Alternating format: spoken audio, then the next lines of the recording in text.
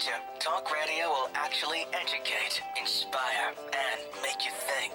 The future is now. Topics and music that affect your life from Universal Broadcasting Network. Tune in at ubnradio.com. She's passionate about telling stories of amazing women who are rocking the world and empowering women to live, love, and thrive. Here's your host, Catherine Gray. Hello, and welcome to Live, Love, Thrive, Women's Empowerment Hour, brought to you by 360karma.com. You know, every week I am so incredibly grateful and excited to have on such amazing guests. And today I'm honored to have on Nina Tassler, who is a producer, author, and also the former chairman of CBS Entertainment. And later in the show, we're going to have extraordinary actor Harry Ford, who plays Angus on Code Black. And he'll join us a little bit later. But right now, please give a warm welcome to the remarkable Nina Tassler. Thank you. Hi, how are you? I'm great. Thanks so much for having me. I heard you marched. I did. I was in D.C. On the Women's March, and it was great to be part of history. It really was, yes. I was here in L.A., and it was amazing to see it really all over the world, right? All over the world. And I'll tell you something interesting. Because of the way the cell towers were, for a good part of the beginning of the rally and the march, we didn't know what was going on outside of D.C. Yes. And all of a sudden, when we picked up cell signals, you could hear people gasping when they were getting signals of what was going on all over the world. Yeah, we had no idea. It was great. You know, in L.A., I heard they pulled a permit for 1,000 people. Mm-hmm. And then I had Dina Katz on, who's the co-chair of the event a week before, and she goes, "Oh, Catherine, I think we were thinking then 50,000, but we might have up to 200,000." I'm Yes. like, "Wow, 200,000!" And I have goosebumps just talking about it because we had 750,000 here. Yes. How many were in D.C.? I think it was north of 500,000, and they were Yeah. saying between 500,000 and 750,000 people. So it was the largest march in history. Yes. Now, how wonderful is that? So I love that we're putting a positive spin on all this, right? Absolutely. Because it looked like a setback for women's empowerment, and since that's what our show is about, and women like yourself who are, working in that arena of trying to help empower women, Exactly. and myself, that it felt like a setback, but we're actually igniting a huge fire of activism that seems really positive. It was very much the spirit of the day, and I think we're carrying it forward into our daily lives, and making it a part of something that we can do that makes us feel like we're having an impact, we're affecting change, Yes. we're part of that change, and we've got a lot of support. Right.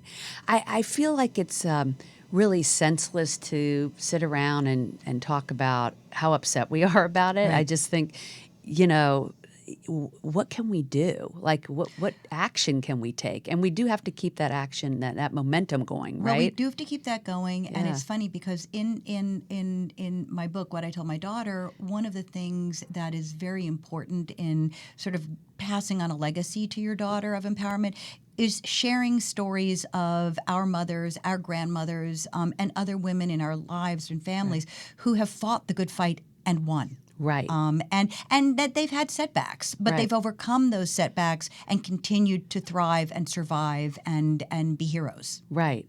And really, this is what our show is about. It's about, most women have overcome a lot of obstacles to get where they are if they're successful. Oh, yeah.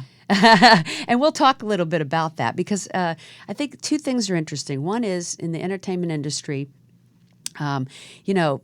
you have had amazing accomplishments. One of the most influential women in television, and one of the most influential Latin people in television. So that's quite an honor.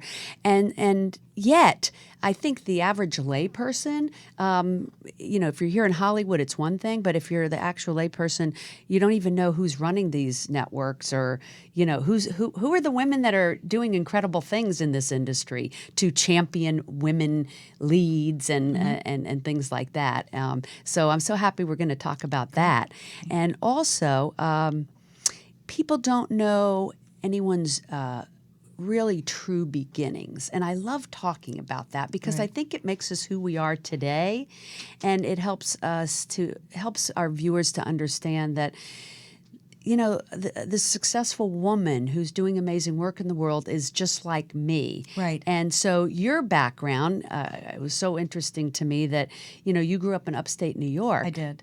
And you are, as many people probably don't even know, you're part Latino. Yes. And part Jewish. Yes. And that was challenging for you, right? Very Growing much up, so. Very multicultural. Much so. Multicultural, and a time when this was, I want to say, early 60s. We moved to upstate New York.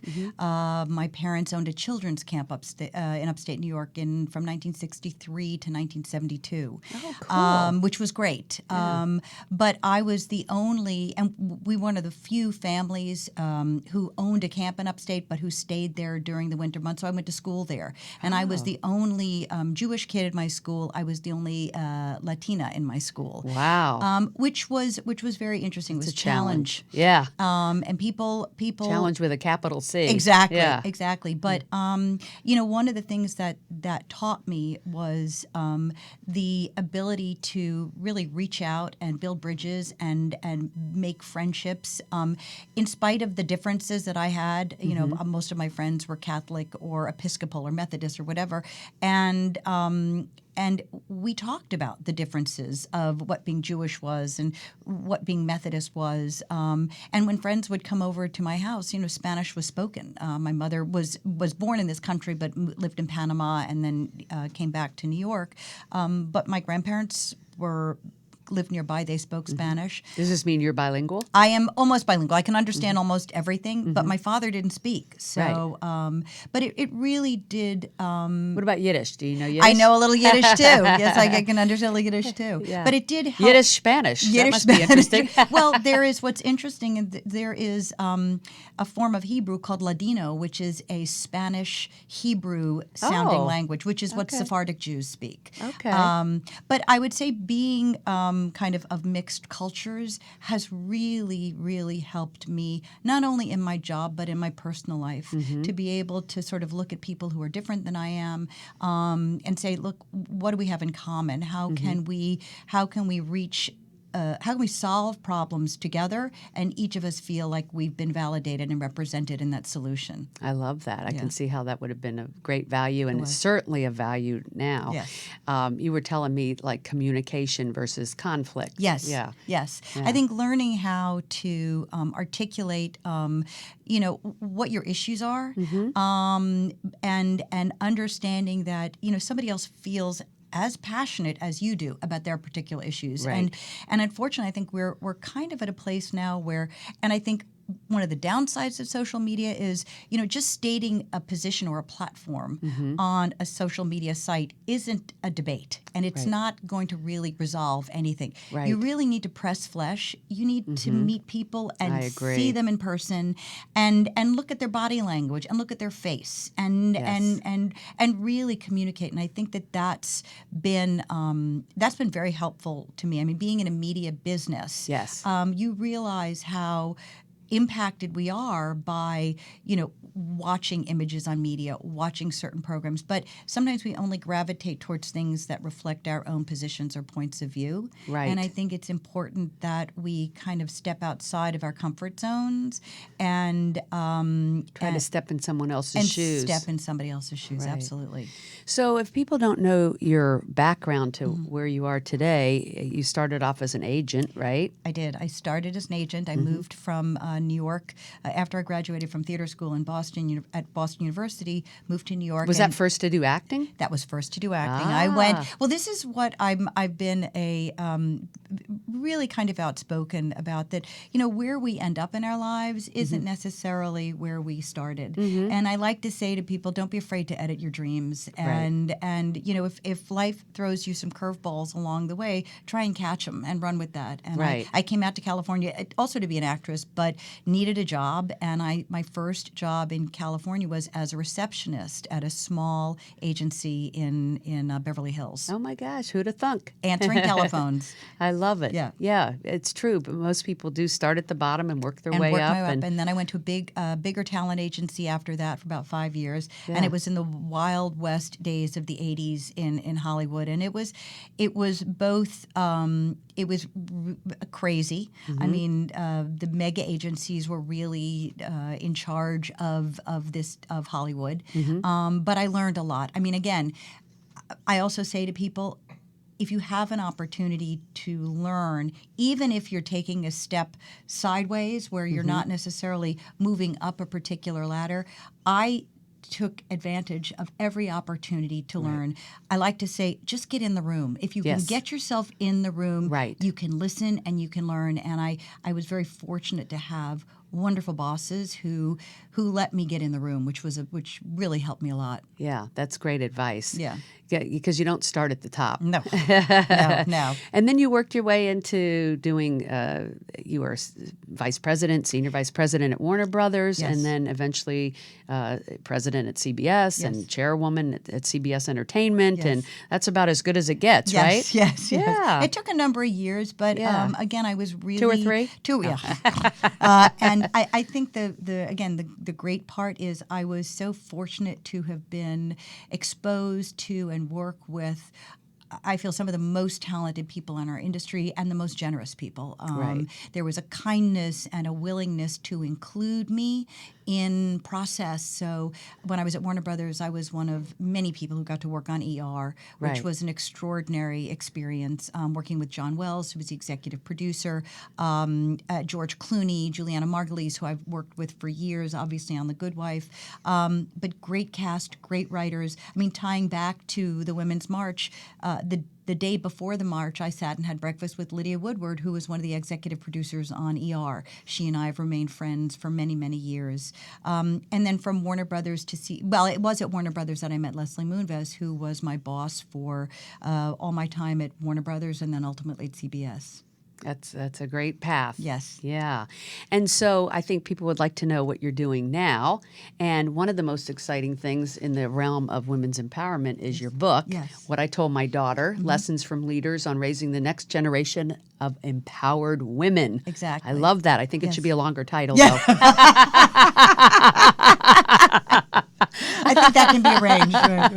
Right. But tell us about this book, because I found it to be fascinating. I love what you did. I know you saw that there wasn't a book quite like this out there. Correct. That there was a need for it for your own daughter. Correct. And that was what led you to get this project started. Well, I don't know about you, but I learn better anecdotally. It's I was a good student and I love reading books that give me case studies and examples and steps to follow. But I like learning from other people's experience. And as my daughter hit her teen years, which are always fun. Yeah. Challenging with a capital C. And bold. And yes. And so she hit her teen years, and when I was growing up, I was. You grew up? No, I'm just right, kidding. Exactly. They say that to me too. Right. But there was a women's movement, yeah. And my mother was active in the women's movement. Oh. So when in 1972 the ERA was on the verge of being ratified, there were 32 states had ratified the ERA, and then Phyllis Schlafly came along and torpedoed that. But here I was raising a daughter, and I said, oh, well, of course she'll be a feminist, and of course she'll have good high self-esteem and self-confidence, and then I realized there was no real movement for her to become a part of. If anything, she was faced with, I think, much greater obstacles than I had anticipated. There's a lot of negative body imaging out there in the media that is very difficult for young women to deal with. Right. And so I thought, well, I'll go find a book that tells about. And plus, I worked, so I'm a working mother, and I am a card-carrying feminist, as I like to say. And where do I go to get advice on how to help influence her?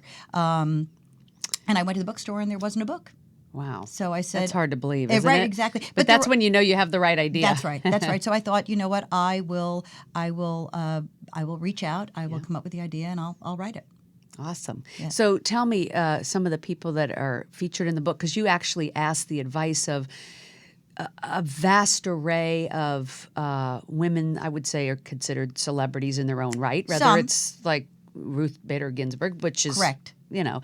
Or Laura Bush, obviously, Yes. but a big spectrum of. So I mean, share that with me. Who? Marie Osmond, Nancy Pelosi. There is presidents and of major universities. You've got geophysicists. You've got Chirlane McRae, who is the current First Lady of New York. Madeleine Albright, Cecile Richards, who's the president of Planned Parenthood. I'm wearing my pink. And so each of them gave you their essays about their advice to their daughters. Well, not necessarily advice, but yeah. it was more just stories, and it was stories of times in raising their daughters, and how they were able to sort of impart or share instances where they helped their daughter realize her strength, her validating her self-esteem, and to really strive to sort of leave your mark in this world. And what's interesting is I didn't want it to be preachy. I didn't want it to be a how-to book. Right. I wanted it to be very raw and real and honest. And there's some very heartbreaking stories in there as well. Yeah. But there's nothing like true stories. They right? are true stories. And when you realize sort of how much in common someone like Marie Osmond and Ruth Bader Ginsburg have in common. Right. When you realize Pat Benatar and somebody like Sharon Osbourne have in common. Right. And that's really the and then what the everyday average person has in common with all of them, probably. Exactly. Yeah. Exactly. And so I said we are a very diverse community, of mothers. You are either a mother, a mother or a daughter, a stepmother or a sister or an auntie or something. So, you have other women in your life, younger women the same age that you can influence, that you can share your ideas and your advice with. And I think that was really important. Dr. Susan Love, who is married to her wife, and she has a daughter, and so I wanted to have mothers who were in same-sex marriages. I wanted to have mothers who were stepmothers, and that not one of us is the same. And single mothers, everything, and it was very important. I feel, unfortunately, that we have been over-hyphenated in our community. You've got soccer moms, working moms, tiger moms, helicopter moms, stay-at-home moms, and that does not apply to men. And ironically, I feel that's interesting. Yeah, right. And I feel being over-hyphenated kind of factionalizes us, It and does. it diminishes our community. And I feel that we're all one, and we want the best for our daughters, our sisters, our nieces, our stepdaughters, whatever. And by saying no, we are of sort of one goal, which is to allow our daughters to have a fully realized, empowered life. I love that about the march is that it brought together everybody. Oh, yeah.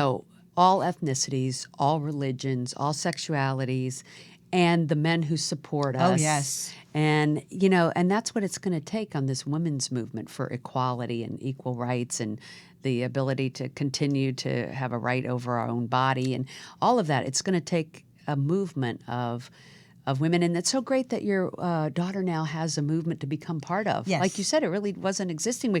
We'd really become complacent. Well, I think it was very interesting. I complacent, but I think we were comfortable, we were confident, we felt that we had moved forward. Right. But we shouldn't have, because if two people have the same position and a man's getting paid more than a woman still to this day in 2017, we haven't done our work completely. Well, here's what's happened, and I think it's very interesting. Young women are graduating from college in greater percentages than men. And what's happening is they get out of college, and for the most part, they're making between 92 to 95 cents to every dollar that a man is making for their first job. But what happens is a woman will marry and a man will marry, and their employer will say, you know what, now the man, he's stable. He's got a wife. So we, really make sure that he gets supported and promoted and so on. But a woman, it's like, oh, oh, she may want to stay home now, or have she's not kids and- serious about her career if she's married. And then the next sort of life cycle moment happens, and a man will have his children, and a woman will have her children, and they really see that oh, now a woman will go down to making about 70 cents to every dollar that a man is making. Yeah, well, that's got to stop. Yeah. Thus the movement. Yes. I'm glad that we're starting to get that going. Now, what I told my daughter, they can Google Nina Tassler and Yes. find it on Amazon. It's on Amazon. Yes, right? it is. And you've been touring the country with the book? I have been. I've been speaking at different women's conferences, which I think are really also another way for our community to stay connected and empowered. I'll be speaking up in San Jose at the beginning of February, but I've been in Massachusetts, in Boston, and then in Austin, Texas. But it's a great way that the book is on sale at the conferences, but as I said, you can get it on Amazon. But I really take every opportunity to talk to young women and talk to women who are getting into or looking at transitioning into different areas of their career. I'm a big believer in being your own entrepreneur and in the idea that your skills are portable. Where you go and what you do, you take your skills with you. Absolutely. So transitioning from one job to another, I mean, I went from TV executive to producer to author to activist. All of the skills that I have go with me. Right. And like you said, picking up those skills in whatever jobs you can, because later in life you always find out that all those things you did, it's like a puzzle, and it all comes together at some point and has a value. You can't always see it at the time, Right. but when it all comes together. And I think it's fascinating from your background that we talked about, where you've made it today, and to see that those obstacles that you had actually benefited you in the long. Because a lot of times people say, "Oh, I had a tough childhood," and I can imagine, being, like you said, multicultural, the only Jewish kid in your school. Right. You could have really, let that affect you. But Right. instead, you've made it this positive. You've taken those skills of learning confrontation and all, Right. and brought it to your day-to-day work. Well, and, good drama is conflict. Yeah. I mean, it is about conflict. Good storytelling is about, there's a problem, and the story is about resolving the problem. Right. And I think having been, I wouldn't say, I don't know if I felt marginalized, but I was an observer. So I watched life. I mean, I was engaged Thank goodness and your involved. parents taught you how to deal with that. Oh, yeah, Yeah. very much. Well, both, like I said, coming from a Jewish Latin background, both are, both cultures are very much story-based. They're the narrative of, the Jews, we've been around 5,775 years, and Latins have been around a long time. And part of what allows these cultures to thrive and survive is telling those stories, sharing those stories. Storytelling is essential. And I always say, what would we really do without television and film? It helps Absolutely. educate us about things that aren't in our day-to-day sphere. Absolutely. For one. I mean, Moonlight is a great Yeah. example of a movie that's out that I had no sort of awareness of that experience, Right. and I thought it was brilliant. Yes, and there's so many good movies Yes. out, but that's a whole nother story. Yes. But what I was going to say is, I know you have some new projects that you're working on, Yes. and besides, your background in championing things like Big Bang Theory and Yes. all the hits that you've brought to CBS, I imagine the future is that you're producing now some really cutting edge shows that are helping about women's empowerment, because that's a Yes. focus of yours now, right? Very much so. Yeah. At this point in time, and again, I loved my years at CBS. They were extraordinary and gave me such a unique opportunity to work with so many different talented people. And we had an audience, and really it was about servicing that audience. But now I'm really taking advantage of the opportunity to tell stories that are perhaps a little bit controversial. One of the projects that I'm working on is a project about the women journalists who covered the Vietnam War. Oh my gosh, that's great. And another project is about the rise of the militia movement in Texas. Another project is about a young girl who is large, who's overweight, and is very proud and loud and sexually happy. active and happy. Love it. and it's really looking at themes and issues that and finding Otherwise a way to might not mainstream be them. embraced so easily by the Exactly. network. So you're free to kind of do what you want now. Exactly. And that's an awesome place to be. Exactly. Yeah. Okay, we are going to cut for a quick break, and we are going to come right back with actor Harry Ford. He's going to join us. The Live, Love, Thrive radio show is produced by 360karma.com. Are you a 360 Karma woman? If so, spread the word. Be sure to follow us on social media at 360 Karma Women on Facebook, Twitter, and Instagram. Please like us and share us with family and friends. This is the year of the woman, and we are stronger together. The Live, Love, Thrive program is brought to you in part by Honda of downtown Los Angeles, supporting the equality and empowerment of women.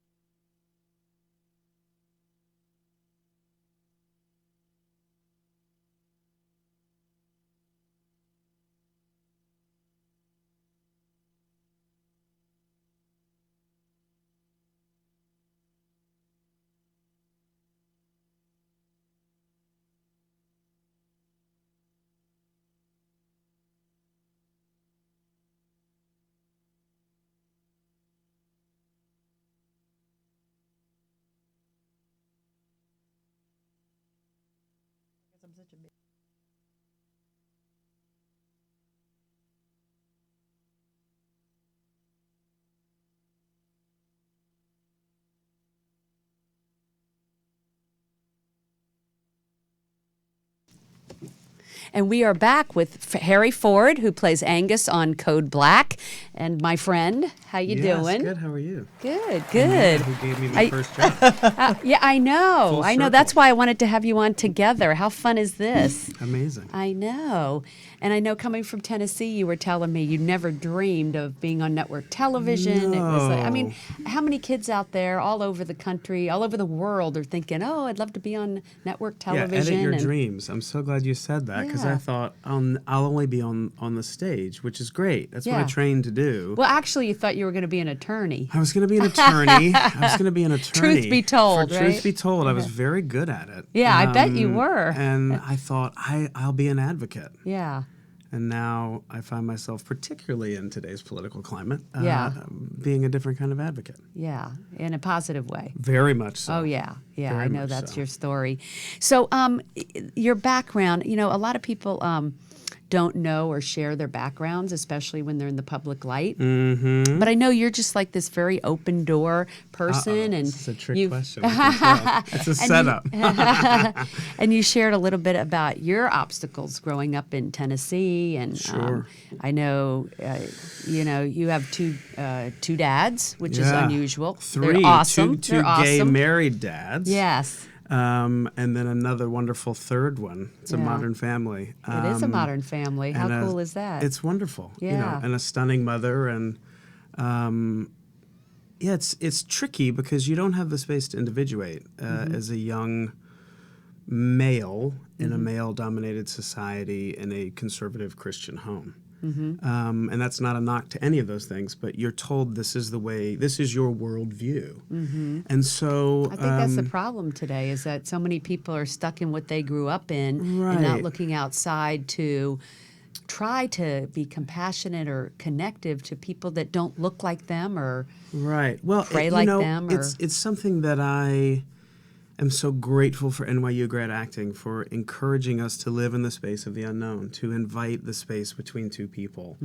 And that is where we find common ground. That is where is that we what you love change. about acting?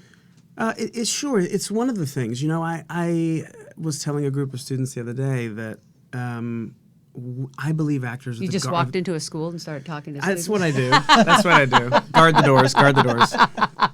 And I'm not a grizzly bear, so don't shoot me. I believe actors are guardians of the human condition, and I've always thought that. And I think it's one of the most courageous things you can do, to be willing to inhabit the places that scare you. you know, or the places that give you joy or loss or grief or despair, whatever story we are called to share and inhabit. I think our desire collectively, or at least mine is to go, here is a mirror. I'm willing to hold this experience, and I hope you find yourself in it, and I hope it gives you peace. That's my desire. And you come from such a genuine place. It's I like do. you're one of those artists that, you know, you are never acting for whatever comes with that. no, it's a character I flaw. know. I think a lot of people. I think people come to LA thinking, "Oh, I want to be an actor. I want to be famous." And you know, it's funny. Someone like you that doesn't even. You'd never even done one television appearance because I've known you a long time, and I know you're a great actor in theater. But and your first gig is, you know, you're a series regular on a show because Nina did yeah, it. right. But because you're so talented. Thank you. I mean, right? That's Absolutely. we recognize talent. Absolutely. I mean, and I know you're married to an actor, so I bet you have a soft spot for actors. I do, and I think that you know, one of the things that Harry said, which is you just have this. You're a student and a protector of that human condition, and there's an honesty to this young man's work, and I think that's when you see it, you just know it and you feel it. Yes, I agree, and I've seen him on stage and in film, and you are extraordinary. And I want to be in that Texas militia. Yeah. I heard her say that, and I went, I'm country. I'm a country kid. You are a country You know, but boy. I think there's something, you know, I went to the march, and Bravo! I'm glad we needed here's the the guys thing. there. People kept saying thank you. Yeah. And I appreciate that. It feels good. And I found myself saying thank you because Yeah. I think that Well, we had a Live, Love, Thrive booth there to tell people about our I looked program. for you, but there was no and way. Our conference. I know 750,000 people. Say it again. 750,000 Yeah, that's right. people. That's right. But people came up to our booth and said thank you. We said thank you for marching, and they said no, thank you for being here. Right. It was this wonderful energy Yeah. at this thing. How many times do you get 750,000 people that it's positive Peaceful. and peaceful. That's the word I was Not looking one for. arrest, Peaceful. right? Not one. We didn't even see. I mean, maybe I saw one or two police cars, but there was a sense. I mean, if somebody stumbled or somebody, there was always Oh, let somebody. me help you. Let me help Yeah. you, and It was and just awesome. amazing. Yeah. When I thought, you know, you don't need the qualification as a man or as a whatever. I found as a Right. human being. Yes, and we've got to focus more on that. That we're all yeah. the same, which goes for equal pay. We're all, like, why is it a man's salary and a woman's salary? And It should just be particularly a in person's Hollywood. salary. And particularly in Yeah, Hollywood. but particularly in everything, like tech, only 5% of the CEOs are women, and you know, and auto industry maybe 7%. We actually had on the first Latin American GM for Honda in the country, which is a woman, and you know that was. Well, There's one. Right. Well, there's a very interesting statistic, and that is that the most rapidly growing segment of the population that is slipping into poverty is older women. Because what's happened is, as you go through the pipeline, you know, Yes. if you're making less money when you start out in life, then you're making less money, you know, when you're a little older in the workforce, you're paying less into Social Security. You're so you Precipitous literally decline. it's precipitous decline. Right. So it's equal pay is good for the economy. You know, that's Absolutely. And, you know, I've been saying this all along, that having more women in positions of influence makes the world a better place. Right. Let's say just programming. Let's look at television programming. The more women that are in decision-making positions, they have different concepts of what should be in that programming than a man. So you need both perspectives at the Exactly. table. If you have just one perspective, that's what makes a bunch of male-oriented shows that are not benefiting the world at large, because you need the female characters, just like we need the gay characters and black characters. Well, and real it needs to men- look like the real world. Exactly. And we're evolving to that, but it's not quite there. Like the shows you're coming up with Right. are ones that we haven't seen. Right. Right. So, Well, real men are not threatened by strong women. right. And I just keep saying that again, and I've been in a lot of locker rooms my whole life, and real men don't talk about women that way. Right. And I think it's essential for men all over the place to say, this is unacceptable. Right. And We have to raise a culture of children and sons who respect women. Well, part of it too is when you, as a child, observe. You'll model behavior. Yes. So Totally.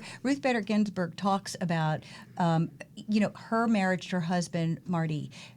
They were your book. equal in the book. They were equal partners. She raised both her kids, who observed Nancy Pelosi. Same thing, where her kids. I mean, even though she did not become active until she had 5 children. Didn't become politically active, but all of her children were raised where she saw that both parents had equal position in the household. So it's important in these shows that we see female leads. So as in Code Black, Oh, which yeah. I know Nina championed, to have a female lead, which is Marcia Gay Harden playing Leanne. Extraordinary. It's so nice to have a female lead in your show Code Black because it shows women at the top. Well, but this is what it also does, is that it creates a culture on set, it creates a culture in the world, it creates a world in the hospital where, yes, she's your boss, and yes, she's a woman of power, but you find there is grace, and there is generosity, and there is compassion, and there is a sense of sharing. And she brings something different to the table than even the males, like Louis Guzman's part, or Rob Lowe's part, Right. or your part as Angus. Sure.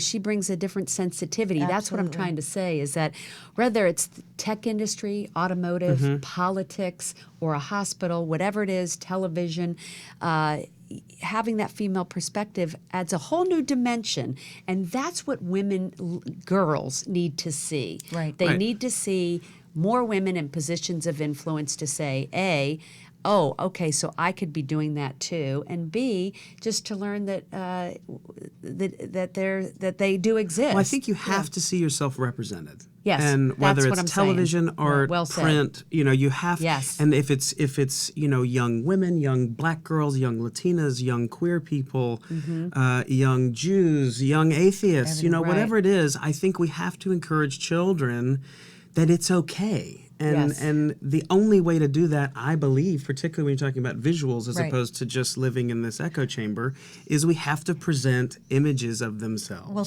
Right. Gina Davis, who's a dear friend of mine, is also in the book, has an institute. It's the Gina Davis Institute on Gender in Media.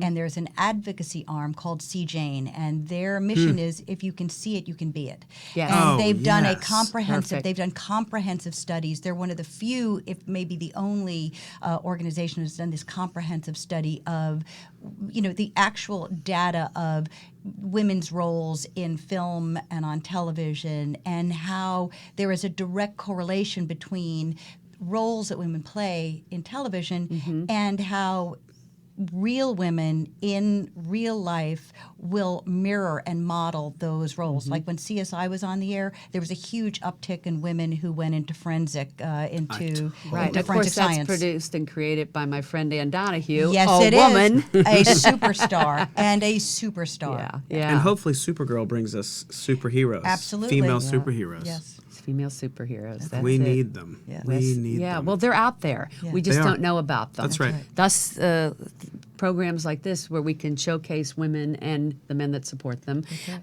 who are doing amazing work in the world, but nobody knows about it. That's right. And we need to be telling more of those stories through your book, through our shows, at our conferences. Absolutely. These are the untold stories. There's so many women doing incredible work in the world, and a lot of people don't know about it because we don't really have a pipeline of platforms that are telling those stories. No. So it is important, and thank you for sharing that. So let me ask you this. In your background, you had these obstacles you were telling me that were kind of dark things that happened. Sure. And do you bring that to your acting, all your personal experiences? I would think you do. Sure. I try not to bring it with me in the sense of my desire is to walk into any creative collaboration as a canvas, as it were. And then through that collaborative process and the creators, you see what story they're willing to tell, and I go, well, here's what I can bring to fill that and bring it to life. And Right. as someone who has survived sexual violence and particular kind of bullying growing up, and reconciling one's faith, whether it's going from being a Presbyterian to a Buddhist to an Episcopalian now, it's the desire to be seen and heard is present probably most in the most forward way in my work. And you know, I think your struggles, my experience has been they have informed me. And I'm grateful that they have not gobbled me up. Right, You right. know, and I think that's as much about God and my mom and my dad's and the people that I love and my team that I trust. You know, it's the company that you keep, and when you came here, it gets better. Yeah. It sounds so cliche, but it's true. it's true. It's true. It just does. And when coming here to become an actor from an area like Tennessee, where it's very small town, and And then New York. You know, I was in New York for And 9 New years. York, yeah, and not so small couldn't get town. arrested. Yeah. You know, to work, and I had gone to graduate school and Right. 2 And years you went of to being NYU. unemployed. I did. I got my Yeah. MFA at NYU. what a great school. Huh? Beautiful school, and Yeah. you know, I've always said they saved my life, and then they gave me my life, and I mean that, you know, because Right. they recognize talent, and then they go, now all the things you're great at, let's work on the rest of it. And then as you leave, your tricks become tools, and then you become a craftsperson. Right. And an artist, as opposed to a fearful charmer, which is what I am. You know, coming. Still have a little of that. Well, but I mean, you know, but coming right out of. I think you get that from your dad. Well, probably all of them, really. But you're coming out of art school. There's a real fear of I've got to do whatever they say. I've got to take whatever job I get. I've got to do anything, because there's a real fear there's not enough room at the table. And I know you thought, is being an actor really illegitimate? I mean, a lot of actors, I think, well, go I think through there's that. a and, lot of shame. like, how do I make a living doing that? Right. Well, and as long as we continue to work for free. And then here you are. Right. But if we work for free, we will always be ashamed. Right. And I'm a tremendous advocate for people saying, give me a subway card. Yeah. Give me $1. Give me 50 cents. Put Put a value. Oh, I love that. That's That's great advice. Right, because if we continue to show up and say, I'll work for free, you know, the rebuttal is always, well, someone else will. Yeah. Well, then let them do that. But Right. but I But I'm find good. that if I can tuck myself in at night, Yeah. I have to value what I think is important. Right. So how many and subway tickets do you have? I didn't get any. No, I didn't get any, you know, which is part of my rage. So tell us some of the roles that you've played. I know you've played some things in Shakespeare. And Sure. I mean, Macbeth, I think, Yeah. was one of my That was a big one. greatest highlights in graduate school. And looking back on it, I go, you know, it was full of anger and rage and volume and desperation and, you know, wrestling with it. But even with Code Black, you find the perspective of the end of season 2 and the pilot where Nina walks in and the network brass comes in and, you know, everybody else, and you go, we're in big trouble here. Right. And then all of a sudden you start to find your way. Yeah. And I mean, there have been projects that you've never heard of, that you'll never hear of. There was I understudied T.R. Knight in Romeo and Juliet as Mercutio, and I was guaranteed to go on 3 nights, and that is still one of the highlights for me, because I love language. I think words matter. Truth matters. And as an artist, we are called upon to speak truth to power. And so I think it's an exciting time. It's an exciting time I love to be alive. I love the actor, or the character that you play on Code Black. Angus. Has so many layers to him. Yeah. Well, you know, And I he- wonder, do people wonder, is that you? I mean, all the time. the time, right? All the time. And my father recently just said to someone, you know, she said, I'm so afraid I don't know that I'll ever be able to say hello to him. And he said, you should, because he's sweeter than Angus is. Which is hard to believe. You know, Angus is, I'm lucky in that they saw me, met me, and then in many ways they imbued the character with a lot of me. Oh yeah, I feel that too. Yeah, knowing you. And I think he's a little light, and he's a little advocate, and he's trying to find his way. Right. And he's filled with self-doubt, and whether it's about how you love or who you love, or what so and so said to you, or what was denied you, or the way you feel seen and perceived in the world, he finds his way. And I think at the end of season 2 in particular, he's ready to see what that next step of confidence looks and feels like. And I think that So you relate to it a lot. oh, I mean, it's tricky because every day I still am waiting for them to have moved all the stuff out of my trailer and taken my car keys and go back to Tennessee, go home. You've been caught, you're a fraud. And I think that Michael's always talking about that it's this everyone complex, feels that way. it's this fraud complex. Yeah. And I think actors, in the back of our mind, we know we're pretending, everyone else does, and you're a doctor. Yeah. And you're an I was going to expert say, that must doctor, be it's really challenging It's to fraud play a on top doctor. of fraud. Yeah. Luckily, we're students, so mistakes are possible. Oh, right, because you're playing a resident. Right. Yeah. Poor Marcia Gay, now she has to be expert, which she is. Yeah. She's an extraordinary Is it human fun being. having Rob Lowe on now? Rob, I tell you, he is He's a pretty boy. My first scene with him, my first scene in the first season was with him. Yeah. And he looked at me, and I couldn't make eye contact. And I'm not starstruck. It's not really my thing because I don't really care. But I did find myself saying, "Rob, I can't look you in the eye." I don't know why. So I'm just gonna look at your one eye. I apologize. And he was like, "Oh, that's okay. That's fine. That's fine." He's funny too. He's really funny. Yeah. A nice guy, huh? Very. Yeah, so many people in this industry, I think, have a bum rap. I think people think Hollywood but really Particularly now. it's people like the two of you that are down to earth and just wanting to make the world a better place and do good things with your gifts. I will say I think theater, having a theater background really does help kind of normalize and makes you feel more real and more grounded. I think you Humbling. It is humbling because it's really hard work. Yeah. And they're long hours. Yeah. And if you have an 8-show-a-week schedule, Right. it's tough. It's Yeah. tough. But you also feel like a sense of a community.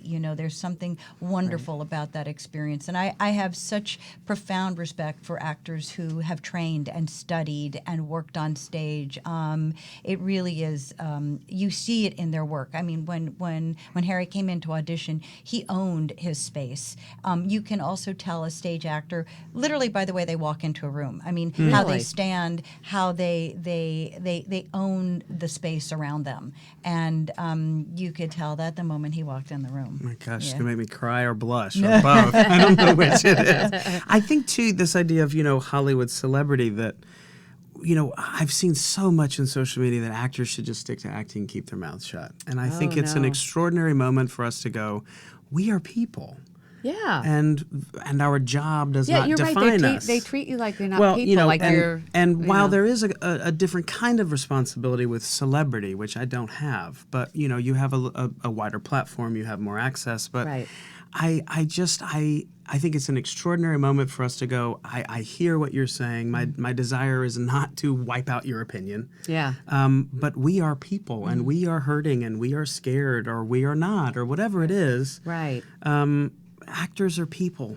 Thank God. Thank God Right. they are people. People forget that, I think. And imperfect. I mean, there's also that Sure. we somehow forget. Wait a we minute, are you all- two are imperfect? Well, we don't have to talk. Are we running out of time? Who'd have thunk? Right.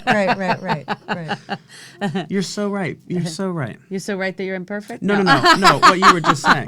Yeah. Just kidding. The people. Yeah, go ahead. No, just saying that the sense of community of actors, and it was interesting because America Ferrara started in Washington D.C., opened the march, and she is an actress and an activist. And I think if you're an actor, you are an activist as well because you're advocating for the human race. And I of think course, that's really Streisand important. opened the true. one Yes, here, yes. and both actor and activist. Right. Always has been. Right. Yeah, human race advocate. Yeah. I'm Yeah. stealing That's that. it. Have it. It's yours. Human rights advocate. I like that. No, activist. Activist. I'm a human race activist. Race activist. Human Activist. race activist. Yes. Oh, I do like It's that. meta. Yeah. Okay, we're stealing that. Okay. We're all Well, taking thank you both for being on the show and keep you. doing the wonderful work you're both doing. Thank you. I know you're going to continue to produce some amazing things. They're going to be very cutting edge so. and very women empowering. And I hope people pick up the book Thank you. that are mothers and daughters and every woman that could benefit. and men. Probably And men men, should read big it time, because Yeah. so many of the mothers talk about. I mean, when you women who have boys and girls, Yes. sons and daughters, and Cecile Richards was as focused on raising her son as a feminist as she was as raising her daughter. Dolores Huerta, who was one of the co-founders of the Migrant Farm Workers Union with Cesar Chavez, had 11 children. All 11 children are in public service. So it's Wow. it's amazing that we can raise our sons as feminists and our daughters as feminists. Absolutely. So what I told my daughter, they can find it on Amazon. Yes. Nina Tassler's the author, and everybody should be reading that to help empower their daughters, because this is the time. I'm very excited, and thank you for being on the show, pleasure. Harry. Thank I you. love what you're doing, and that you're 100% behind women's empowerment as well. I am. We need that. And really appreciate you both. You're both so genuine and authentic, and it's a breath of fresh air to spend time with both of you. Thank you. Pleasure. So we will be back next week with Live, Love, Thrive. More guests. Stay tuned every Wednesday on UBN at noon. And you can also check us out, of course, on iHeartRadio, iTunes, and other outlets. So thanks for tuning in. We'll see you next week. Hugs and happiness. The Live, Love, Thrive program is brought to you in part by Honda of downtown Los Angeles, supporting the equality and empowerment of women. The Live, Love, Thrive radio show is produced by 360karma.com. Are you a 360 Karma woman? If so, spread the word. Be sure to follow us on social media at 360 Karma Women on Facebook, Twitter, and Instagram. Please like us and share us with family and friends. This is the year of the woman, and we are stronger together.